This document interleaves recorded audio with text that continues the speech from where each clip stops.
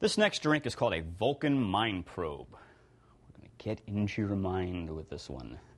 It's a simple cocktail made with ouzo and 151 proof rum. Now, ouzo is a Greek liqueur. Anise flavor, which is a licorice flavored liqueur. It's generally served as an aperitif, but you'll find it is mixed in a lot of cocktails and mixed drinks as well. And the 150 proof rum is simply 151 proof rum. Makes it very, very potent, so you want to be careful when using this. 151 rum is also flammable.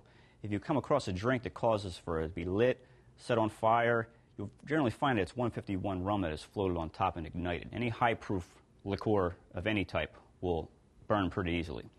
This is going to be made into a shot glass. Pretty simple. It's going to be equal parts of the ouzo and the 151. Pour straight into the shot glass. Nothing to it. We'll start with our ouzo and get it about half full, and then we'll finish up with the 151. And look at that. Take a good look at that shot. That looks pretty scary. Leonard Nimoy can have some of that. I'll pass. Thank you.